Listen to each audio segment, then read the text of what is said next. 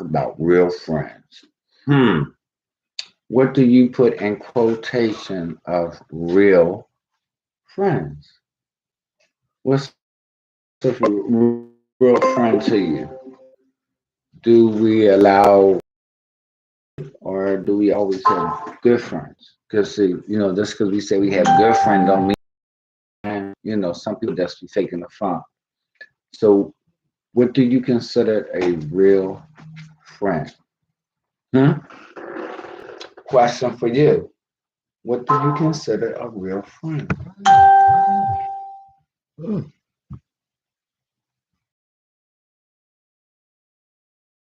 A friend doesn't try to do anything physically or any otherwise to your people. What real friend are you, or what do you consider real friendship? Um, I know when you go through being sick, sometimes you don't find out who friends are until they call you or, um, see how you are, check on you. You go through different ordeals, go through being in the hospital or being home, being sick or taking medicines that you're not used to taking in your body. Um, what do you consider a real friend?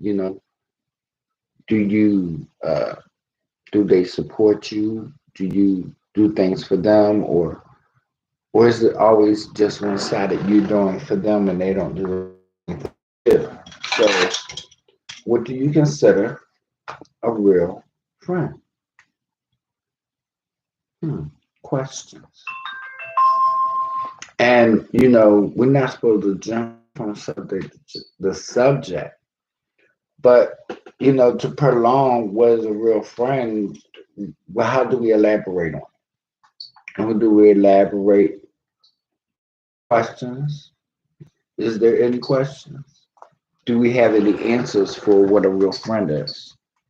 You know, you can have real friends that you've been helping for years, somebody you may have taken care of, somebody that you've been attached to, um, somebody from church, somebody that you work with, somebody that you come in contact with, let's say some years ago, friend, but they weren't really a friend. So, what do we consider a friend? You know, do they get inside of your vehicle and talk profanity sexually? And then, because the school that you went to, why would you want to even dignify and say anything derogatory or sexual to someone if you really didn't mean it? So, those are some questions that we need to answer. Why would people say that to you? They think that they can get away with saying this to you. Um, I had a situation happened years ago when I first got my home where this woman actually wanted to go to bed with me and my spouse. So, I mean, do people are people ruthless like this? Yes, they are.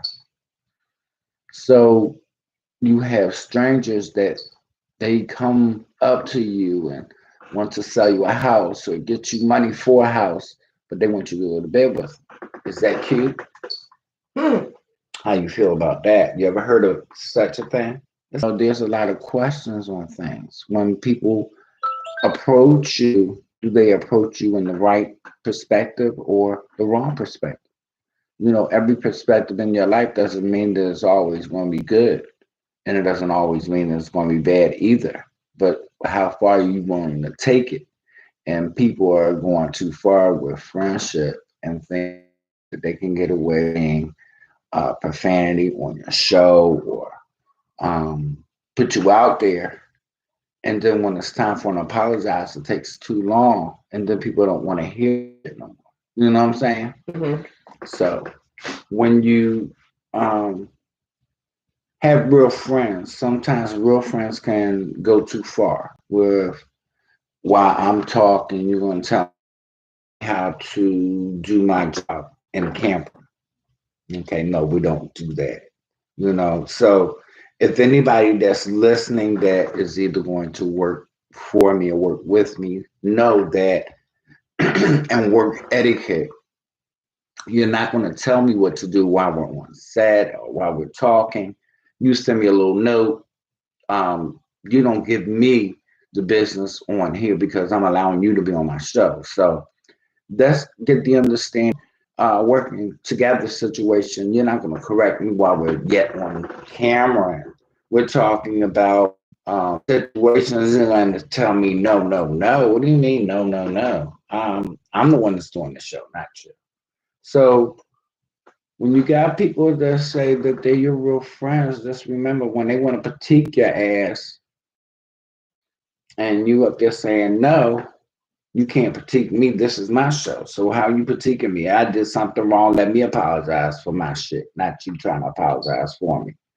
So I guess with me saying that I'm saying, I know people that may not been happy with the words that I said, but the whole situation is, why would you come to me and want me to be nice and talk nice when we had a friendship and then all of a sudden it changes? I'm giving all the stuff and you taking.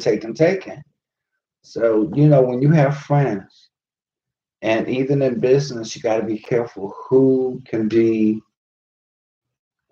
um, just thought that they're not changeable, or that they can be changeable but they're not conniving or trying to get your back out or trying to do those stuff to you and messing with your credit cards or doing stuff they ain't got no business. Those are not friends. Those are foes. So don't ever think that a friend is going to take advantage of you like that. They're not going to go in your credit card account and try to take money from accounts. So we need to just boost up our energy on trying to get each other together and not try to other people what to do. If they're running a business, let them run their business. So just know that when you work for someone, don't try to tell them what to do on their job. If they got somebody over them, you tell those people so that they can let them know that they're not doing their job, uh, their qualification, and let them get their business straightened out. So just know that we are coming back on TimeOut Network, and I will be doing something on one day of the week. I'm trying to figure out what day I would love to have a show on now because things have changed. Thursdays is not what it used to be.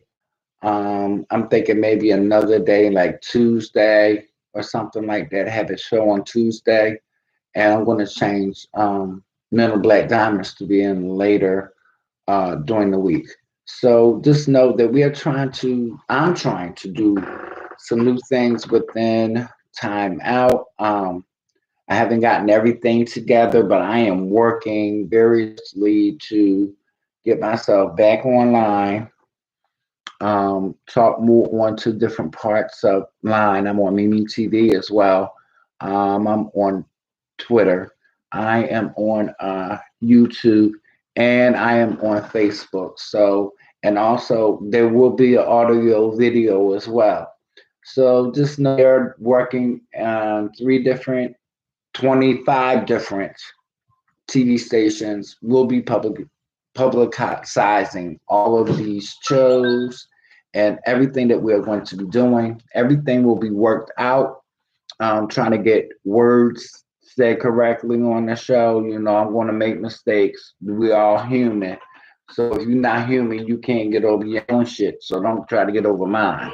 Um, so, I try to keep it real. There's a lot going on, price gouging inside the stores as well. Um, I went to a mini market at Wissahickon, and they charge $14.65 for a pack of Newport 100s. That is outrageous. And then you go to another little Dunkin' Donuts. I forget exactly where it's at, but they overcharged me for a cup of coffee. It was almost like $3.99 for the damn coffee. Oh no, this was right there on 2 Avenue. Went there and bought me a bagel with cream cheese and some bacon and a coffee, and it cost me every bit of $8 for the whole meal. It was a small cup of coffee, so if you're paying $9 just for a little bit of bacon, a bagel and cream cheese, that's and a coffee, almost $9, $10. That's outrageous. We're price gouging. Stop price gouging everything. Yeah, we all going through it, but that don't mean you got to cut everybody because of the fact that you trying to make more money for the store, but you price gouging the wrong people. You know, got toilet paper, $20 for a case of toilet paper, and paper towels. You paying $20 for what, maybe 10 or 15 rolls or 20 rolls, and then you got what is that, toilet paper? $20 for that. You only get 20 rolls for $20. So you paying $1 per roll of toilet paper? That don't make sense.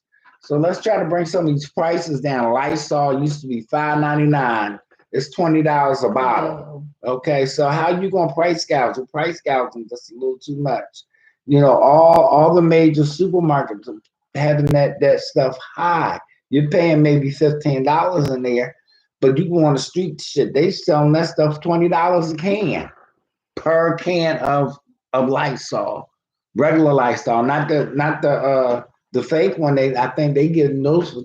So when even at the gas pump, gas should not be this fucking high. It don't make no sense. Why gas in a cold and you get It just don't make sense. The insurrection of it is just crazy. So the stuff that happened at the Capitol is why gas is so high. Oh, yeah, well, the stuff that happened at the Capitol, that's why the gas is so high. So, and then every time we get these little bit of money, that little $1,400, everything else start going the hell up. All of a sudden, you paying more than what you pay for normally.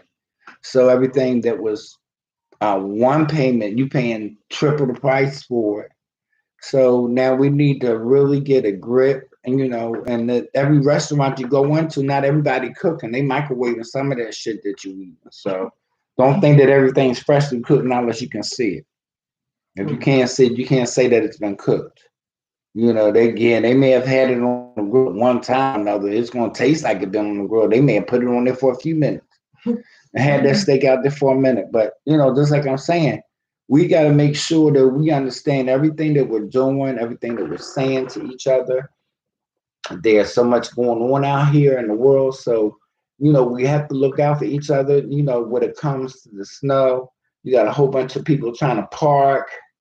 And then people asking why you got something in the middle of the street because you know that you done digged up and somebody else gonna pull their ass inside your space before you can even get back home. So just like I'm saying, we got to keep on moving. It's not going to be a long tape today because this is the beginning. So just like I said, I'll be doing more shows on Tuesday, probably starting week after next, probably sometime in the middle of March. We will be starting more frequently on taping. So until next time with Time Out, God's love is for everyone. And know that we will be seeing you soon. Okay, see you next week on Time Out.